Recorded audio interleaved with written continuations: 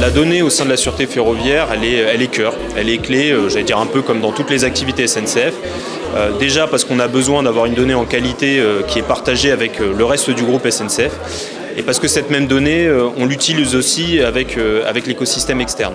Et quand je parle d'écosystème externe, je m'adresse surtout à ce qu'on appelle les FSI, donc les forces de sécurité intérieure, que sont police, gendarmerie et autres services.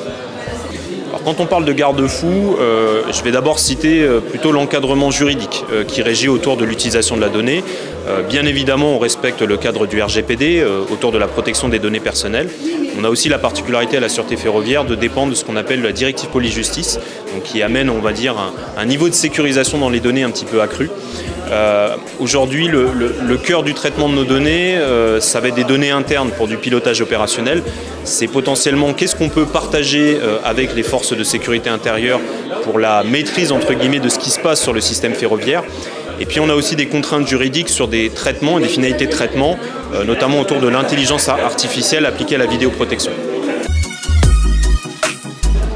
Alors effectivement, je vais mettre en avant une expérimentation qui a été historiquement conduite avec le 574 de Toulouse, avec la société Ublim, qui avait été conduite dans le cadre du G7 il y a 4 ans maintenant, qui est un sujet qu'on reprend à la direction de la sûreté, notamment pour la préparation des grands événements que sont les JO et la Coupe du Monde de rugby 2023.